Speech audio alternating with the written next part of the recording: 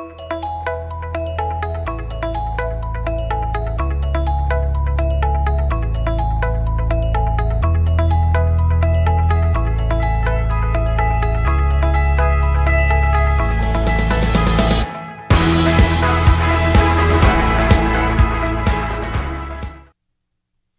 hello, and welcome back to Swamp School Live. I am Marc Seelinger. I'll be your host today. I am the director and founder of the Swamp School, and I want to welcome everyone back and to our future listeners on our broadcast after the fact, our rebroadcast. Love to welcome you too as well. Got a lot to talk about today, some interesting developments in the world of regulations, and actually it was kind of funny. I'm just going to pull this up. I had did a quick little review of the Waters United States status, and nothing new. I check it basically minutes before this broadcast and pretty much every day. Where we are right now is it is still sitting in the White House. It was submitted about a month ago to the White House for review. They had some sort of proposed version of it that they were getting ready to release. I think the theory is that they're going to re-release a new proposal as opposed to a final version. We'll see, because there's going to be a lot of legal challenges on that. But that's kind of where we're at with the Waters United States. So just to kind of give you the latest and greatest as of July 23rd at 1 o'clock Eastern. If somebody knows something else and has seen something else, let me know, because we're having a hard time keeping up with that. Now, just a couple little things with we're not having a hard time keeping up with it, and just nothing's happened. It's getting boring. A couple things before we get started. If you would like to call us, we would love to hear from you. If you've got some questions and you would like to engage us with a question or two, we have a call screener online, so you can call the 919-297-2540. And Alvin is on the line today to take your calls. So if you have a question, just give him your name and what your question is. He'll put you in a little call queue and let me know. So definitely pop in. I will try to take the questions as we're going. I have a quick presentation or a little presentation to do today, so I might be hard to do it during, but I don't know. We'll see how it goes. But that's a call in. The other alternative is you can use the Q&A, which is on the site right now, and you can just type in a question, and I will answer those as they come in. We did a webinar on basically one of our soil, I think it was a soil webinar, or no, it was a connectivity webinar. And that worked really well. We were actually able to get a nice dialogue going with that. So I'll try to answer those as we go. Alternatively, if you want to ask a question now or later, oops, wrong button. I just clicked the wrong button here. That's what our next show is. If you want to offline ask a question, you can always send a ticket into our support desk, support@swampschool.org. You can ask anything you want. It could be something about our classes. It could be something about Waters of the United States, connectivity, anything that that you have a question on. We're happy to help. So just drop us a line and we will get back to you on that. So I do have kind of an announcement here. Let me switch over to this, and I'm going to just fade this over. So I will disappear for a minute. And Cullowhee was last week. We were gone most of last week, and people were wondering, where were you? We were at Cullowhee. And this is what's going on right now with Cullowhees. We just got back, and next year the conference is changing its name to the Southeastern Native Plant Conference. And I have a little website here. You can, if you want to see the website, and that QR code actually will take you there. But the Southeastern Native Plant Conference.com is the name of it, and it will be held at another location in the Southeast. The issue is they need to know where to do that. So they need your help. If you are a native plant person, a botanist, gardener, naturalist, or anybody who can lend a helping hand, we encourage you to go to the website, southeasternnativeplantconference.com, and scroll down to the homepage. So I'm going to scroll down here. I'll turn this back off for a second. Got all these cool controls here. I'm going to scroll down to the homepage. This is the homepage, and you will see some venue ideas, just kind of what's going on with them. And then way down here is this donate button, and they are really liking you to click that donate button. We don't receive any percentage of this. This is not us at all. This is basically just for them to help fund the conference. It's been very well attended. If you are into wetland plants, native plants, or just plants, it's a really great program. It was a 42nd year at Cullowhee. Had a very rich history, has gone on to lead some of the people involved in the Cullowhee have gone on to lead organizations. The Southlands Grasslands Institute, they've published field guides, developed plant apps, all kinds of cool stuff. And basically their goal is the conservation and restoration of native plants and plant communities throughout the southeastern United States. So it's going to be more southeastern focus on this. This is the largest gathering of professionals, gardeners, landscapers, and hobbyists and native plant cultivators. And what's really cool is they do a lot of field trips, and they've been doing a whole, one of the challenges with the colorway was they've been going to the same places for 42 years. So it is kind of it would definitely be a tragedy if we weren't able to have another conference. So for the 43rd year, they're looking for donations. So that's what the donation button is there. And they're looking for some help also on the venue ideas. I'll go back up to that. If you got some venue ideas, there's been discussion about holding it a little. Colorway's out in the middle of nowhere. It's out west of Asheville, which isn't that bad, but it's out there. They're looking at some other locations that might be more central, something like, the eastern mountains of the Carolinas, or maybe down into Georgia and so forth. So looking for some different ideas. So we'd love to see you in 2027. And this is just a little shout out to the Colorway folks. So again, I'll put the website back up so you can get one look at it, and I'll bring it up toward the end. But if you are interested in native plants and interested in doing any work with wetland plants, things like that, learning about them, writing about them, just taking pictures of them. It's a great time, and it's a great conference. It usually runs a full solid week with a lot of field trips. And you got a lot of big companies, big and small, going. So it's not just, the native plant, groups. It's actual professional companies, because we've all got an interest in this because of the, wetland mitigation projects, things like that. So it's a great program. So anyway, so I just wanted to give a shout out to them. Okay, let me go back to me. And we have a few things to talk about. Again, I'm gonna just give you one last. I'll give you a shot here with the phone number. Just give us a shout if you have an interest in what's going on. We've got a few people. I definitely can see people online, so I know they're there. So you're welcome to call in or just send us a ticket. Okay. So what I wanted to cover today is I'm going to just switch over to a presentation that we had prepared. And let me fade this over, and I will turn off the call-in number. Pushing a lot of buttons here. And this is about the JDs, the ARDRs, bad data, and what project teams need to know. And this was intended to be a relatively short presentation. We've started doing these presentations as part of we're doing like a lunch and learn program. And it's essentially, we go into a little more detail. We've got some of these set up. I'm actually a group next week we're working with. And it's basically kind of what's changed in the last 3 years, really, in doing wetland delineations. And what about JDs? And, we've heard a lot of stories about, are JDs going away? That's actually one of the things. And I actually think maybe we'll deal with that in this presentation, but I think maybe the traditional, what we think of as a JD, yes, it is going away, as far as we know. So a wetland map is not the same thing as a federal jurisdictional answer. And the issue here is a bad map can make every later answer worse. And that's a huge issue. So today we're going to untangle a few acronyms that have some very real consequences for land planning, permitting, design, schedules, and costs. We will answer 3 practical questions. First, what is changing with the Corps' regulatory request system? That's brand new, or RRS, that came out relatively recently. And the Aquatic Resource Delineation Reports, or the ARDRs. And second, what does the Preliminary Jurisdictional, often called PJD, really give you? Not much. And third, what should an owner or project manager demand before relying on a consultant's wetland data? And so this has an interesting perspective on this, because what we're looking at is that this is not just about the data we're submitting, but it's also the quality of the data and what's the consultant telling you, and can you rely on that? So I will mention that this is a professional education and not legal advice for any specific site. With that said, let's start with the distinction that prevents a lot of confusion. So let's jump into the next one. Move my slider here.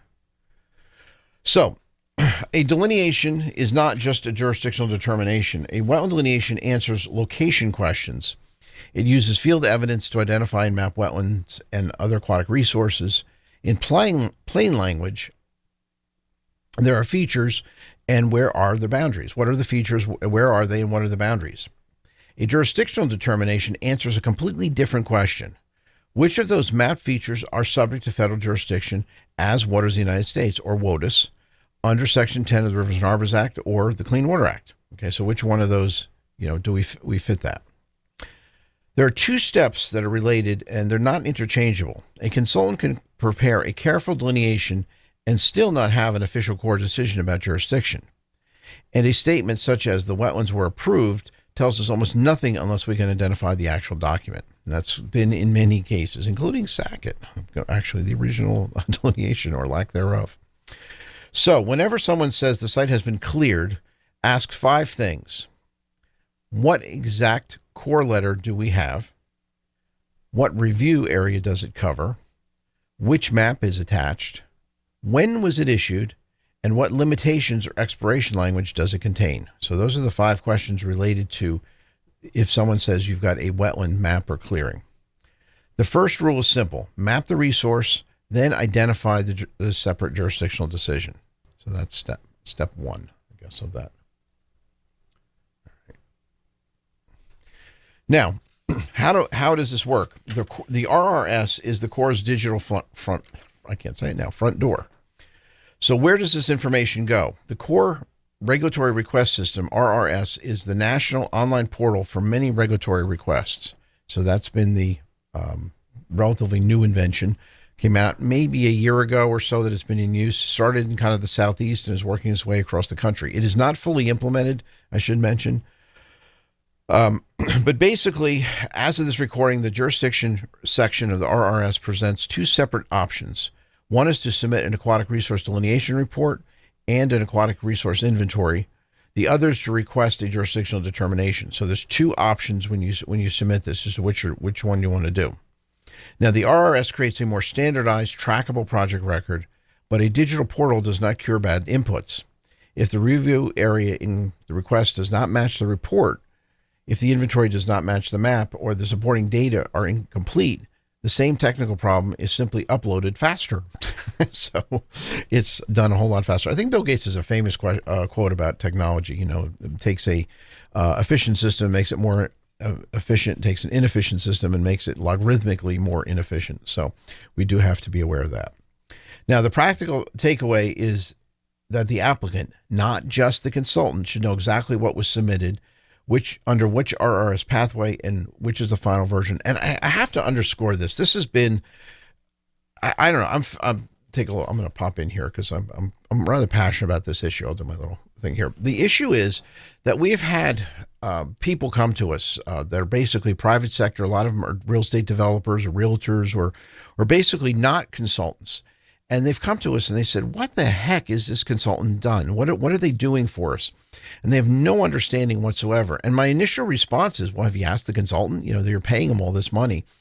And unfortunately, a lot of consultants are not, very good teachers, or they're tight with their information, or they're concerned they're going to get sued, or who knows what. But the issue is that the applicant really has no idea what the consultant's doing. And I mean, it's kind of like, you go to the doctor and you say, my shoulder hurts, and the doctor says, you've got, a bruised bursa or something like that, or, something. And you're like, well, okay, what does that mean? Well, go to Dr. Internet and they look it up. Well, Dr. Wetland doesn't work quite as easily as that. There's less information. And the challenge is that as an applicant, as the person whose name is on the permit, you really ought to know what exactly the consultant is doing. So I would ask the questions. Half of the problems that we see with some of these consultant reports that come our way is that the nobody really challenged any of it. And what's happened over the years is they've gotten worse and worse and worse and worse. And they're just terrible. I mean, they're just absolutely terrible. And you go back to the consultant, you say, well, you're a reputable consultant, you've done work. Well, can you explain to me exactly what you're doing? And don't just jump into tech speak, keep it simple. I guess if everybody did this, we'd be out of business, because this is what we do. We try to take these complex topics and simplify them a little bit. They're not really all that simple, but as a consultant, you sort of have an obligation to communicate this with your client. That's a big part of being a consultant, is that you're giving them information. You're not just as a functionary, doing the commodity work of cranking out a wetland delineation or cranking out a report. You're actually there to educate both the client and the agencies on whatever the environmental impact or activity might be. So that's my little soapbox. I'll go away now. Okay. Now the next issue is that's the RS is the front door.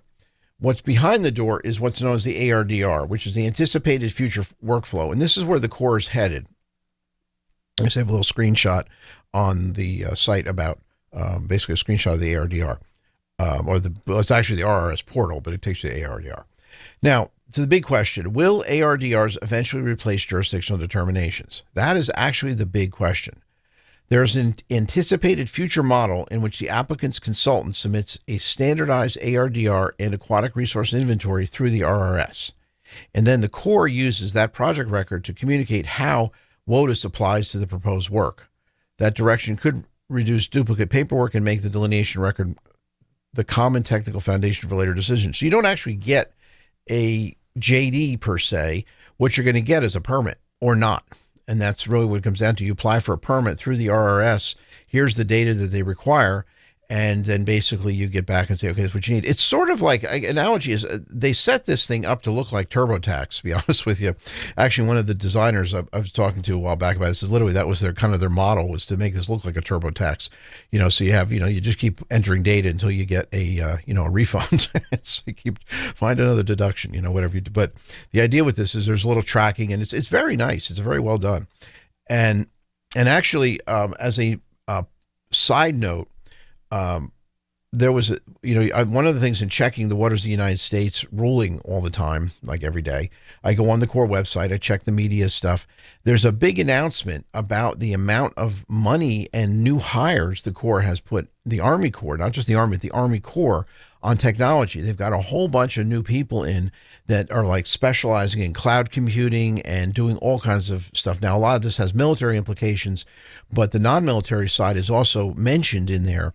And I don't think it's any accident that this RRS coincides with a significant increase in spending on basically computer systems that will make the Corps more efficient. So you're going to see that. So the idea basically is that we need to be to understand what they're trying to do. And as I kind of envision it, you're not going to basically ask for a JD anymore. You're going to submit this data. The data is then going to basically be reviewed by the Corps, and then they're going to issue you a permit or appropriateness on it. And the concept of jurisdictional isn't really discussed in that sense, in the kind of the traditional sense. It's sort of like, when you file for your taxes, you don't really discuss, am I applicable to taxes? I guess that comes out at the end, because there's certain people that don't pay taxes, and, you file your 1040A or easy or whatever, and they say, sure, you don't have to pay taxes. But there's still the IRS has jurisdiction over you, but they've just decided this is what you have to do based upon the information you submitted. And that's sort of where this is going. And I think that's kind of possibly the case law they're working against as well, and trying to make this thing legally defensible. So it's an interesting concept of, and that's the parallel, is that there's the only really qualification that you have for being jurisdictional under IRS is that you're a citizen. And even non-citizens actually are under some jurisdictions, but you're a taxpayer. So that's the extent of the jurisdiction. So the JD sort of becomes irrelevant in this process. But now we need to be precise. The Corps' ARDR minimum standards are not recommended reporting standards right now. The Corps also states that an aquatic resource delineation is not by itself a jurisdictional inquiry. And today, RRS still separately offers ARDR submission and a request for a jurisdictional determination. So they're separate, but that's what I envision and think we're going to see change.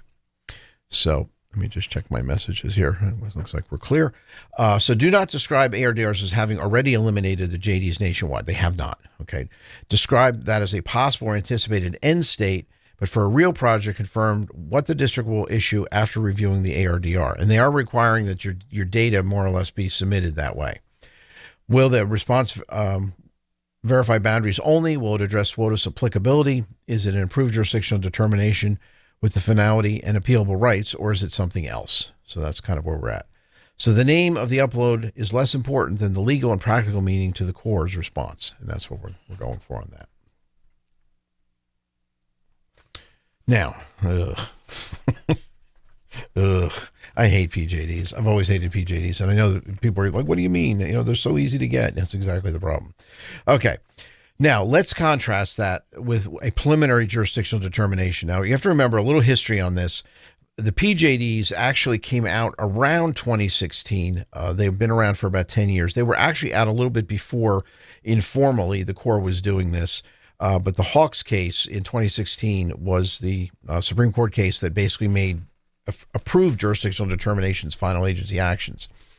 And then shortly thereafter, the Army Corps issued the Regal, which is 16-1, Regulatory Guidance Letter 16-1, that then described PJDs, AJDs, and then a little bit later on, we had delineation concurrence.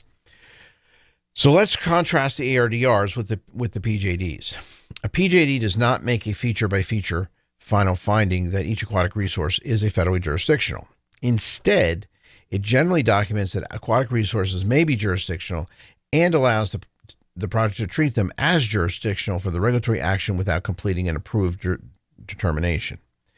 That can support permitting. It can also save time when the project does not need a final jurisdictional answer. But a PJD is advisory, and it is not the same as an approved jurisdictional determination, and it does not provide the same appealable final agency action. My shorthand is this: a PJD is an assumption tool, not a determination tool. That does not necessarily make it bad, but it means the project team must understand what the assumption is accepting. And, I could give you examples of why this can go very wrong, especially with, for the last 3 years, we've been in this kind of seemingly flux, though I don't know that it's that hard, seemingly flux about what is jurisdictional and what is not. If something is not jurisdictional, that means you don't have to get a permit for it. You don't have to mitigate for it. You don't have to do any of that. A PJD would assume every aquatic resource on a project site is jurisdictional. So if you impact any of that, you're going to have to get a permit for it and possibly mitigate for it. So what if the PJD identifies an aquatic resource that if you had done an AJD, it would be non-jurisdictional? What happens then? Well, under a PJD scenario, the Corps does not answer the question. It assumes that it's jurisdictional. And that is becoming a problem, because the whole point of this whole waters of the United States argument is that they're saying, well, it's government overreach. They're claiming too many things are wetlands and jurisdictional. Well, yeah, that's been the argument. But the PJD flies in the face of that and says, well, we don't actually care if it's legally jurisdictional. We're just going to pretend it is. And that's essentially what it is. Now, why is that a good thing? I don't know. The good thing is that it speeds up the permit process. If you don't really care, or, that to pay for mitigation, or maybe it's so small of an impact anyway, well, then who really cares about it? If it's jurisdictional or not, doesn't matter. I don't have to do anything about it. Then that's where you're going to head. But the reality is that a lot of entities are using the PJD in lieu of anything else. And the standard operating procedures assume everything's jurisdictional. It's simpler, you'll have less time to spend on it, but you end up spending a couple $1 million on mitigation that you didn't need. And that's a big problem, especially if you're building houses and people want to, live in them. And now you've just tacked on, $10,000 of additional cost because you had to pay for the mitigation. So things like that are a big deal. So I don't know. I hate PJDs. I always have. I like an answer. I'm a definitive person. I don't like this wishy-washy. Maybe it's jurisdictional, maybe it's not. Now, if a PJD can be faster, where does the risk go? It does not disappear. The project absorbs more uncertainty. That may be a sensible trade for when a small impact is unavoidable. The permit path is clear, and a feature-by-feature jurisdictional analysis would not change that project decision.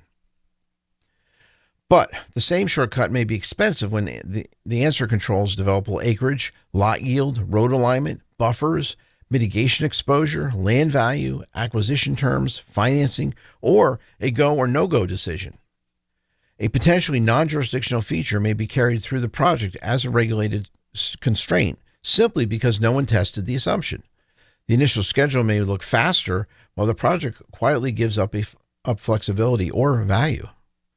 So to match the level of jurisdiction certainty to the decision at stake, the question is not which document is faster, it is what uncertainty can the project afford to keep? And that's the way to really look at that question. You're not dealing with speed, you're dealing with uncertainty, and how much uncertainty can you withhold and withstand.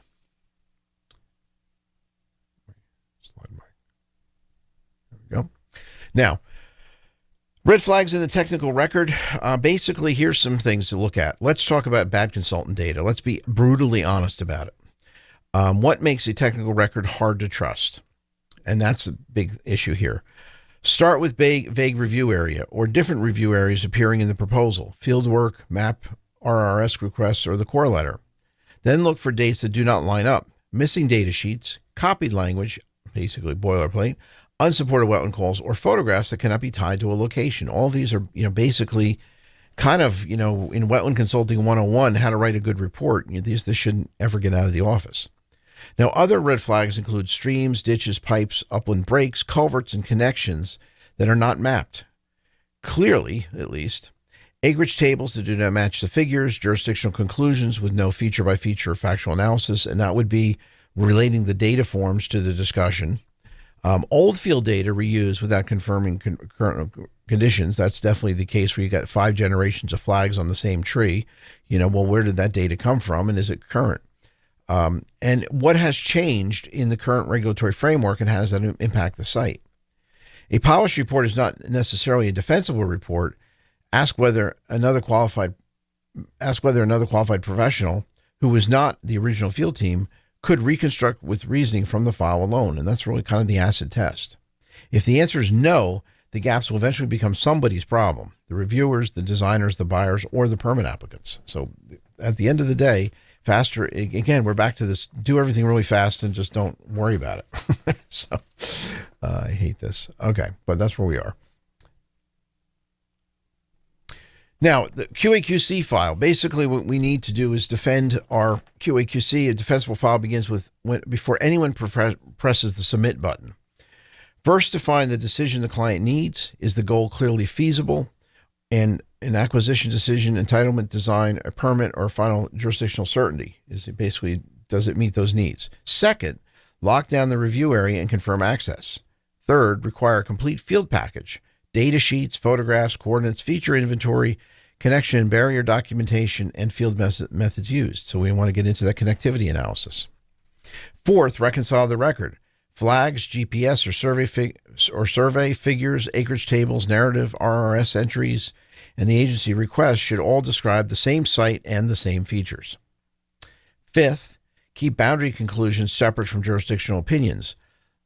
Label agency status precisely: submitted, under review, delineation and concurred, preliminary JD, approved JD, permit decision, or other district-specific response. It's really not your place as the applicant to tell the Corps what they think is jurisdictional or not. You might tell the client that, but you're not going to put that in the formal record that you're sending to the Corps.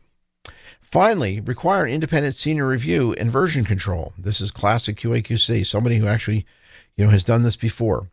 Preserve the exact package that was submitted and the exact map the Corps reviewed. The goal is not just a nice cover. The goal is a record that survives a challenge in consultant, project manager, owner, or regulator from any of those. So, and remember, because clients may go back and say, I'm not happy with this result, and they'll go hire another consultant. So, and then they'll look at your stuff and they'll be like, well, what was that junk? So you don't want to be that, you don't want to be that in that situation. That's what we're trying to avoid. All right. Now, when PJD assumptions meet bad data, this is where it goes off the rails. Here's where the risks multiply. There are 2 independent questions. Question 1, did the consultant accurately locate and document the aquatic resources? Question 2, did the Corps make a formal jurisdictional determination, or did the applicant accept the assumption? So we should really call these, instead of determination, PJA, jurisdictional assumption. Good data plus a PJD may be completely workable when the assumption fits the project. Good data plus an approved jurisdictional determination provides the strongest federal certainty for the defined review area, subject to the letter's terms and changing information or law or general conditions they may throw at you. But bad data plus a PJD combines 2 uncertainties. You may not know whether the map is right, and you may have also chosen not to resolve jurisdiction feature by feature. That combination can distort design, cost, and risk decisions long before anyone discovers the underlying problem. Do not use a procedural shortcut to compensate for a weak technical record. Okay. I know I'm beating you over the head on this, and we're almost done with this. Now, before rules for defensible decisions. So let's close this down to 4 rules. Rule number 1, name the document correctly. A delineation, an ARDR, a PJD, AJD, permit, and core correspondence do not answer the same question. Rule 2, match certainty to the decision. Early planning may tolerate assumptions. A high-value acquisition or design constraint may justify a more definitive answer. Rule 3, Audit the consultant record before asking the Corps on or your own team to rely on it. Check the review area, field evidence, mapping, tables, narrative, and submitted version. And then Rule 4, close factual gaps before treating the site as cleared. If a missing connection, boundary, data or data sheet could change the decision, resolve it now rather than transferring it downstream. So the right document, sound data, clear decision, those three things will prevent a surprising amount of wetland risk. Okay. Now, we've got a few people online hanging on here, but if you have a project or story you'd like to share, please feel free to call in. I can give you a couple examples, but basically, we usually organize the issue around the 4 questions. What document was actually on file? What question does the document answer? What business or regulatory decision depends on the answer? And where is the underlying data the weakest? Okay, so those are kind of the 4 things. The goal is not to diagnose the site on air or online, is identify the next fact or process the step needs to be verified. So don't have any calls, so we will just keep moving on here. But basically, that's the goal. If you have a question you want to ask offline, because I know some of this stuff is sensitive, and we are fine with non-disclosure agreements. So if there's something you need, I'll pop myself back in here. If you need some help with something, we definitely, we love to hear from you, especially our students. We'd love to hear back on how you're doing, what's new, what's going on with that. So it's a complicated world on this. We've been doing a lot of training on the connectivity issues and, some of the newer stuff that's coming out. Regardless of whatever the Waters of the United States definition eventually becomes, the Supreme Court ruling still is relatively clear, so we don't really have to get into that too much. So I will put up the offline question button here if you want to do that. Actually, I should put me back, and I'll put that here. Oops. What did I do? I did the wrong thing. Hold on a second. Me. And there we go. Too many buttons. So definitely shoot us some questions. If you've got anything, or if you want to just give us a call on our main number, you can do that as well. So that would be perfectly fine. Okay. And turn that down.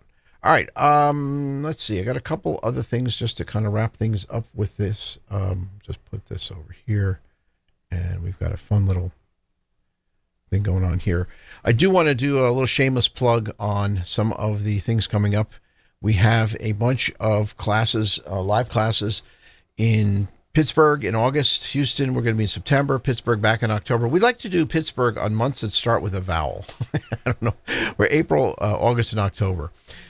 So we're in Pittsburgh 3 times this year. Raleigh, we're going to be back in Raleigh in November and December. We don't really want to go any further north than Raleigh for winter classes. It's definitely not Pittsburgh. We may add a few more. We've kind of been bouncing around different areas, but the Raleigh's a good location. It's easy to get to. Where our location is pretty easy to get to. Lots of hotels and things like that. So definitely check that out if you have a chance to do that. The other thing I wanted to let you know about is I'm going to fade over to this, and I will transition this one to this one. Is we have a whole bunch of new classes coming up and online right now. We have the new Rural Phase 1 ASTM 2247, and that is a great class. It's basically expanded on the, excuse me, the ESA, environmental site assessment work. So you're basically looking for hazmat, but what do you do with a rural site? Now, to answer the ARDR questions that have come up, the HGM and the Cowardin, basically NWI method, that basically we need to now answer that on the form. And there is a field methodology for using Cowardin. So we are basically offering a class in the field methods on how to do this. So those are 2 brand new classes related to the ARDR. And then we have the other class that's for basically doing hazmat work and things like that. So we've got a whole bunch of stuff coming up there. And again, I'll just give you one last shot at this. Maybe cut over to this, cut and fade, and we'll fade over to that. All right. Sorry, doing too many buttons here. This is a very complicated system here, so let's put this here. Just a reminder, the Southeastern Native Plant Conference we talked about when we started the show. definitely reach out to those folks. They would love to hear from you about some ideas that you might have on these projects. So with that, I will go back to me. And I want to thank you for your attention today. I hope we try to keep these at about a half an hour or so. We'll be doing another show. Actually, that was the one button I didn't push. Next month, just before Labor Day weekend. So we'll be there Thursday before Labor Day weekend. We actually have a class in Pittsburgh the week before, so we're trying to spread the love. But we'll be doing another live show, and who knows, we may have the new waters of the United States to talk about or something along those lines. So we've got a bunch of cool stuff coming up. So definitely appreciate you stopping by swampschool.org. It's great having you here. And if there's anything we can do to help you out with your projects or any of your design issues or whatever you might be working on, just reach out to us and let us know. So with that, I wish you well, and I will fade into the sunset here. I'm just going to fade out.